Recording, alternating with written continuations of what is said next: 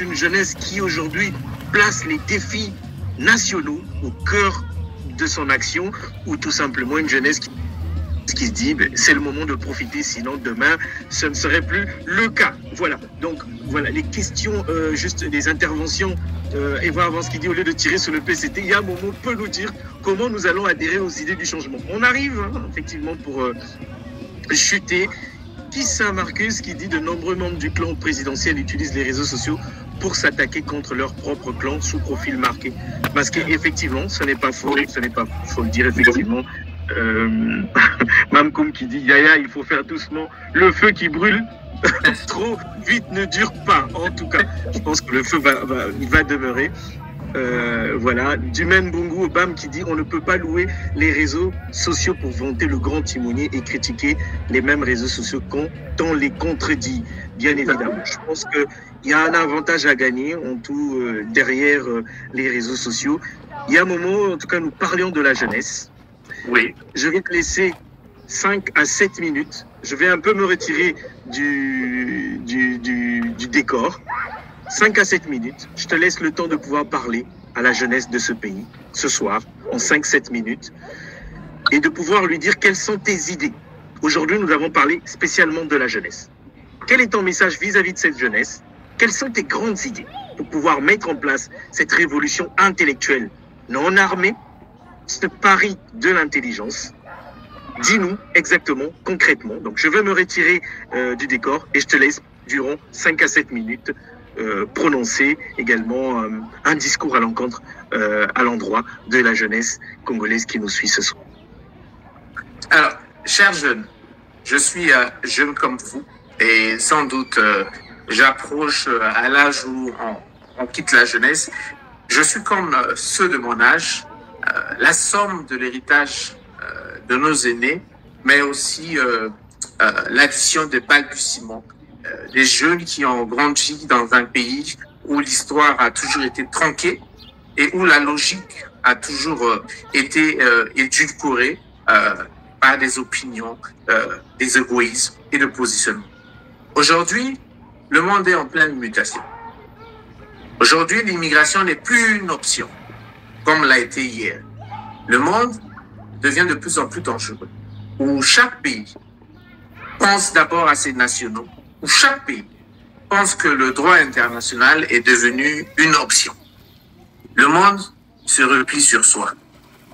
Et la jeunesse qui refuse de prendre son destin en main court le risque d'errer. Il n'a échappé à personne, ceux qui vivent dans des pays développés, que les montées du nationalisme et du réflexe du repli sur soi sont en train de mettre mal à l'aise cette théorie de la mondialisation. Ce que je veux dire à la jeunesse congolaise, que malgré notre nationalité, malgré notre culture acquise, nous avons une patrie qui est le Congo. Quitter le Congo, peut-être, mais ce n'est pas toujours une option durable, parce que nous avons des frères, nous avons des sœurs, nous avons une identité.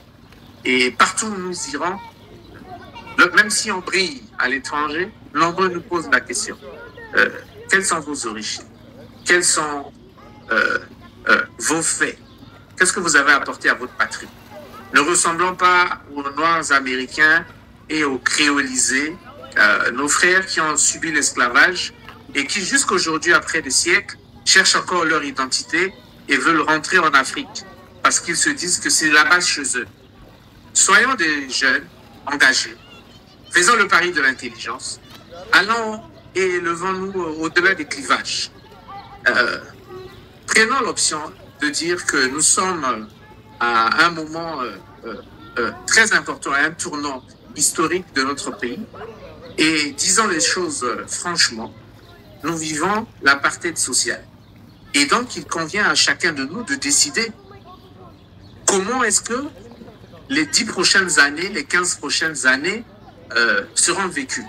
Allons-nous laisser nos enfants hériter du système auquel nous avons grandi, où l'injustice, l'ascenseur social est en panne où la parentocratie a remplacé la méritocratie, où l'indifférence, où le travail rémunéré est devenu optionnel, où la gestion de la chose de l'État est devenue une gestion personnelle à nos enfants, je ne pense pas. Nos aînés, il faut le dire, ont lutté sans doute contre ce système sans succès. Si je suis là en face de vous, c'est peut-être parce que ceux qui nous ont précédés n'ont pas atteint les buts. Non pas parce qu'ils ont démérité, mais peut-être que parce qu'ils n'ont pas été assez aidés et assez vigilants. Mais nous avons, nous, vous et moi, les jeunes de cette génération, la chance de vivre les choses en temps réel. Nous avons, nous, la responsabilité de nous engager, de changer notre quotidien. Parce que l'immobilisme n'est plus un choix. Demain, ceux qui regarderont cette vidéo, ceux qui regarderont ce que nous avons laissé sur la toile, ne nous pardonneront sans doute pas. Parce qu'ils diront, vous étiez au courant. Mais nous avons hérité de cette situation. Ils nous en voudront sans doute. C'est pourquoi j'invite la jeunesse, j'invite nos parents, j'invite aussi vous, mes concitoyens, de nous réunir autour des valeurs d'intelligence. Pourquoi? Parce que les défis auxquels sont confrontés notre patrie ne se résolveront que par un diagnostic impersonnel, d'abord dans un premier temps, en observant ce que nous vivons et en nous demandant pourquoi nous vivons cela. Et une fois qu'on aurait fait ce constat, il nous serait sans doute clair de situer les responsabilités. Parce que je crois en un Congo où l'intelligence est le moteur et le carburant qui nous permettra de nous unir autour donc des valeurs du travail, comme l'ont voulu les pères fondateurs, afin de réaliser cet idéal du progrès. Le progrès que nous laisserons à nos enfants. Parce qu'aujourd'hui, nous ne sommes plus des enfants, nous sommes des parents. Qu'allons-nous laisser à nos enfants?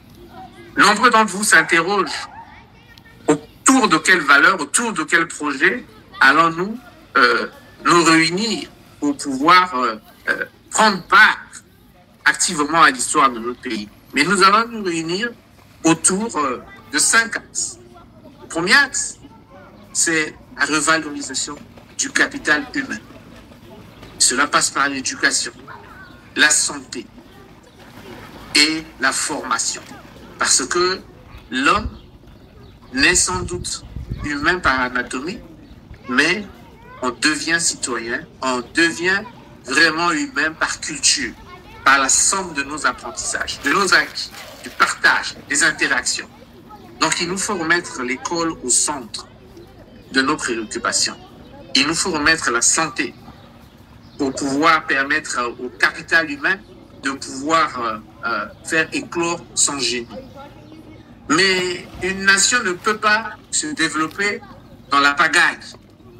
Il nous faut donc dès à présent reformer notre code de nationalité, avoir une loi sur l'immigration, mais aussi sur la gestion de la population, qui nous garantisse une identification fiable et incontestable de chaque citoyen.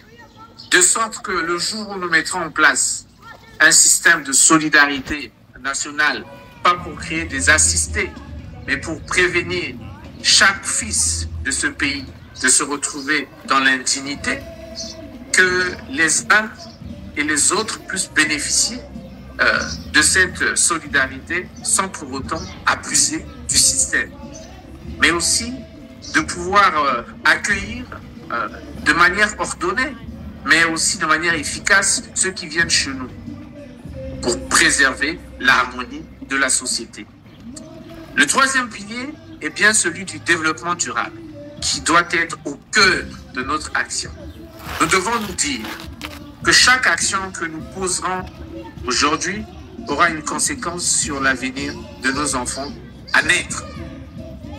Donc il nous faut, en termes de ressources, une utilisation légitime, efficiente et responsable.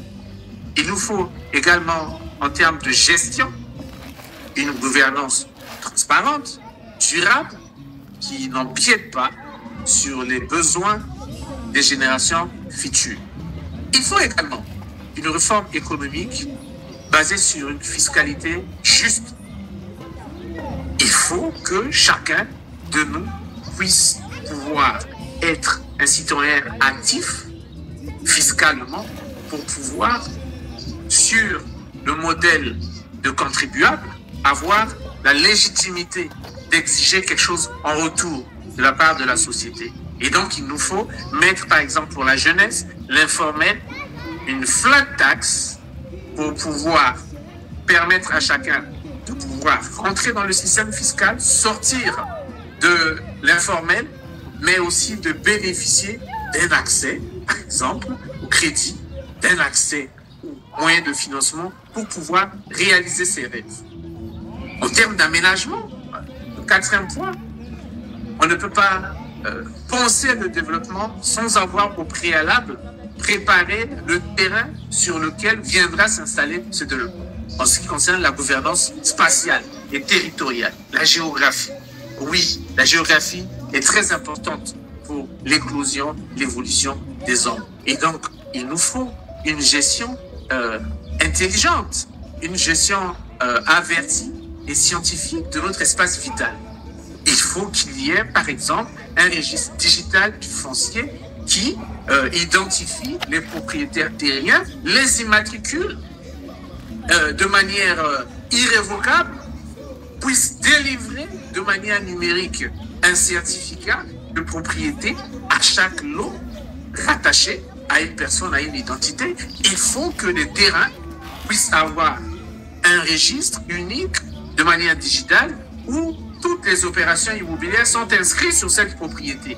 Et il faut, par exemple, arriver à mettre en place un portail où chaque terrain étant immatriculé peut être acheté de manière digitale sans pour autant qu'on puisse s'imposer toutes ces démarches. Donc, la réforme, elle est très importante. Elle permettrait également de pouvoir sécuriser les investissements pour construire des villes nouvelles, des villes durables, des villes qui seront non seulement bâties par l'État, mais des villes qui seront bâties aussi par des jeunes visionnaires. Des jeunes qui, comme vous et moi, rêveront de pouvoir offrir à leurs compatriotes des espaces de vie modernes, des espaces de vie rêvés, sans doute, mais réalisables, avec l'aide du secteur privé. Vous êtes sans ignorer que l'État, aujourd'hui, vit des marchés financiers. L'État, aujourd'hui, vit des levées de fonds. Mais cela freine l'innovation. Parce qu'un État qui abuse du recours au marché financier empêche le secteur privé de se développer. Si notre pays est capable de lever 2 000 milliards de francs CFA, imaginez que notre pays gère bien ses ressources. Cette puissance-là, financière, elle profitera au secteur privé et donc à la jeunesse. Elle permettra à la jeunesse de bâtir des villes. Vous aurez donc, on aura donc des villes bâties par des jeunes entrepreneurs, des jeunes architectes, des jeunes qui rêvent de technologie. Et enfin, la justice et la sécurité. Ce dernier pilier est très important. Parce que la justice, c'est le ciment d'une nation. La justice, c'est la loi. Et la loi, c'est le fondement, la colonne vertébrale d'une société.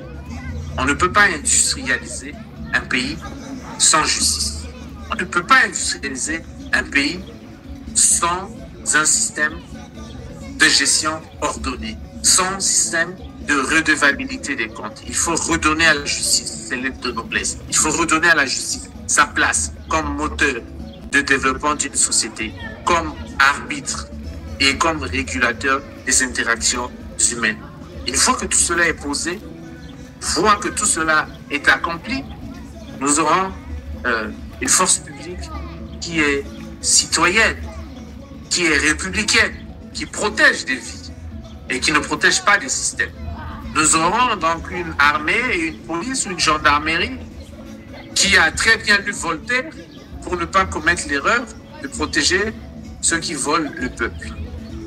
Et donc, dans cette dynamique, vous aurez des partis politiques qui préféreront la vertu à la dictature, parce que la société reposera sur des fondements. Et enfin, la valorisation des talents locaux. Nous bâtirons ensemble des systèmes intelligents et de gestion de société qui vont reposer sur le fait que les enfants de la patrie seront à même de pouvoir apporter des solutions locales et adaptées aux défis qui s'imposent à notre nation. C'est comme ça que la Chine s'est élevée. La Chine s'est élevée parce qu'elle a apporté des solutions. Les États se sont élevés parce que les enfants de ces pays ont eu la capacité et l'honneur d'apporter des solutions. Ceux qui vivent en France, prenez l'exemple des bâtiments haussmanniens. Donc, il nous faut nous réinventer, chacun de nous. Il nous faut prendre conscience que le Congo est un ensemble de peseurs des citoyens. Je suis le Congo, tu es le Congo, il ou elle sont le Congo. Et donc, nous incarnons donc tous, voilà, cet idéal-là. Donc, voilà un peu